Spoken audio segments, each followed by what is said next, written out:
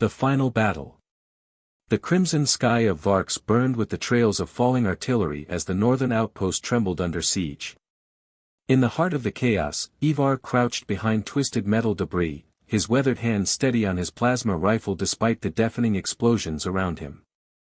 Beside him, a massive shadow stirred. Fenrir, the Empire's most feared bioweapon, stood nearly 7 feet tall with golden eyes that gleamed with deadly intelligence.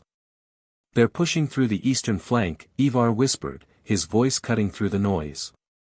Fenrir's ears twitched in acknowledgement, their bond forged through countless battles allowing them to communicate without words. The forest of Zith stretched behind them, ancient trees serving as their final line of defense. Imperial troops were scattered and overwhelmed, but Ivar and Fenrir remained, two unlikely companions who had found something rare in the brutality of war, genuine friendship.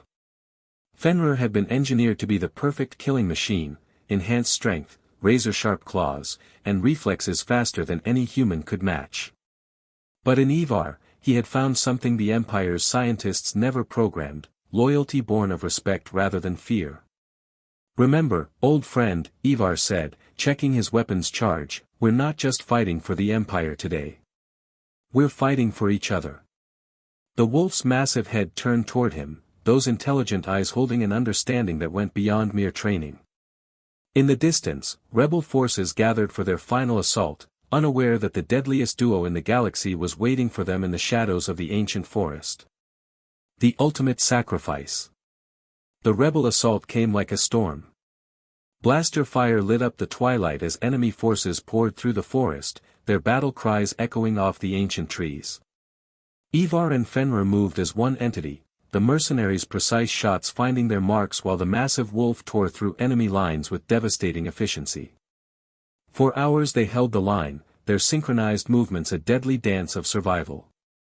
Fenrir's powerful jaws crushed weapons and armor while Ivar provided cover fire, each protecting the other's flanks with practiced ease. But the rebels had been hiding their deadliest weapon. The plasma grenade launcher emerged from the tree-line, its barrel glowing with lethal energy. Ivar spotted it first, his battle-hardened instincts immediately calculating the trajectory of the incoming projectile. Time seemed to slow as he watched the grenade arc through the smoky air, its path leading directly toward Fenrir. Without hesitation, Ivar sprinted forward. The massive wolf turned at the sound of his approach, confusion flickering in those golden eyes. In one fluid motion, Ivar slammed into Fenrir's side, pushing the 7-foot beast out of harm's way just as the grenade detonated.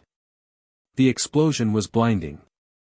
The shockwave threw both friends to the ground, but Ivar had taken the brunt of the blast. His armor was charred black, and crimson stained the forest floor beneath him. Fenrir recovered first, his enhanced constitution protecting him from the worst effects.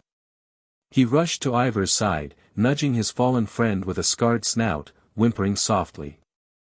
Ivar's eyes fluttered open, and despite the pain, he managed a weak smile. His hand reached up to touch Fenrir's face, fingers trembling against warm fur. "Protect them, Fenrir," Ivar gasped, his voice barely audible above the distant sounds of battle. "You were made to be more than a weapon. You're my friend." The intelligent wolf understood. He had always understood. As Ivar's hand fell away and his breathing stilled, Fenrir let out a howl that silenced the entire battlefield, a sound so raw with grief that even the hardened rebels paused in their advance. The Vigil. When the battle finally ended and the outpost was secured, Fenrir remained by Ivar's side. The massive wolf gently lifted his friend's body, carrying him with the dignity of a pallbearer through the smoldering remains of the battlefield. Soldiers stepped aside, their faces showing a mixture of respect and awe. Through the night, Fenrir traveled across fields and rivers under a canopy of stars, following paths that Ivar had once described to him. He knew where he was going, to the quiet hill overlooking Ivar's hometown, the place the mercenary had dreamed of returning to someday. As dawn broke over the peaceful landscape, Fenrir began to dig. His powerful claws carved through the earth, creating a resting place worthy of the man who had shown him what friendship meant. He laid Ivar down gently, placing beside him his trusted blaster and a medallion, a token of their unbreakable bond. Then Fenrir settled beside the grave, his massive form becoming a living monument to loyalty. For 3 days and 3 nights, the wolf did not move. He neither hunted nor howled, neither drank nor wandered. He simply remained, his heavy paws resting over the freshly turned soil, his ears twitching at every sound as if hoping his friend might somehow return. The townspeople noticed him first, a massive creature guarding the grave on the hill. Fear gave way to curiosity, and curiosity to understanding. Word spread quickly through the community, the Empire's deadliest weapon was mourning a human. A young boy named Ren, whose father had once fought alongside Ivar, gathered the courage to approach. He carried white flowers and a heart full of compassion. As he knelt to place the flowers on the grave, Fenrir growled, a deep, warning sound that sent shivers through the watching crowd. But Ren didn't flee. Instead, he looked up at the massive wolf with eyes full of understanding. Ivar was a good man, the boy whispered. You were lucky to have him. Fenrir's growl faded into silence. For the first time since the burial, he moved, lowering his great head in acknowledgement of the child's words and the flowers at his friend's grave. The Empire's response. News of Fenrir's vigil spread like wildfire across the galaxy. The image of the Empire's deadliest bioweapon mourning a human appeared on every news feed, every broadcast screen. The story captured hearts and minds across dozens of worlds, loyalty beyond death, love transcending species, a weapon that had become something more. In the cold corridors of the Imperial High Command, the story was met with very different emotions. The strategists and commanders who had created creatures like Fenrir for war and obedience were deeply unsettled. Their bioweapons were meant to be tools, nothing more. The idea that one of their most lethal creations could display genuine emotion, loyalty, and perhaps even love challenged everything they believed. This image cannot persist, declared Admiral Karath during an emergency session. It raises questions we're not prepared to answer. Questions about rights, about freedom, about what we've created. Commander Varen Lee, a seasoned officer who had worked with bioweapons for years, studied the holographic footage of Fenrir lying beside the grave. Despite his military conditioning, something about the scene stirred emotions he preferred to keep buried. The creature is defective, another officer suggested. We should retrieve it for reconditioning. Or termination, added another voice. The decision was made swiftly. An elite task force would be deployed to Ivar's hometown. Their orders were clear, retrieve Fenrir by any means necessary. If he resisted, he was to be destroyed. The Imperial warship Dominion's wrath cut through the atmosphere above the peaceful town like a blade of judgment. As transport ships landed and storm troopers poured out in formation, their boots thundered against the soft earth as they surrounded the hilltop grave. Commander Lee led the operation personally, his expression hard as stone despite the doubts gnawing at his conscience. He had his orders, and the Empire demanded obedience above all else. But as the armed soldiers formed a perimeter around the massive wolf still lying beside his friend's grave, something unexpected happened. The townspeople, men, women, and children, began to emerge from their homes. They walked up the hill slowly, deliberately, forming a protective circle around Fenrir. Young Ren stood at the front, his small hands clenched into fists as he faced down the Imperial forces. He's not hurting anyone, the boy called out, his voice carrying across the hill. He's just saying goodbye. The final stand. Commander Lee stood frozen as he watched the scene unfold.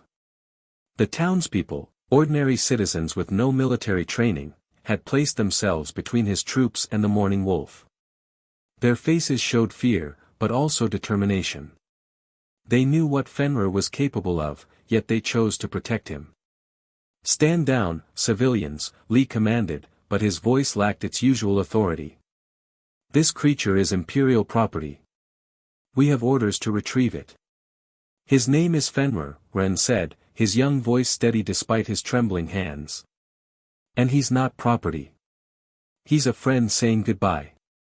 Lee's resolve wavered as he looked at the massive wolf. Fenrir had risen to his feet, positioning himself protectively in front of Ivar's grave, but he made no aggressive moves toward the soldiers. His golden eyes held no rage, only profound sadness. More townspeople arrived, dozens, then hundreds. Word had spread through the community, and they came armed with nothing but courage and conviction. Among them were former Imperial soldiers, rebels who had fought on both sides of countless conflicts, united now by something greater than politics or allegiance. "Sir," one of Li's subordinates whispered, "we have our orders." Li stared at the scene before him. The Empire had created Fenrir to be a weapon, but here was proof that their creation had transcended its programming. The wolf had found something the Empire had never intended: love, loyalty, and the capacity to grieve. Slowly, Li raised his hand, signaling his troops to lower their weapons.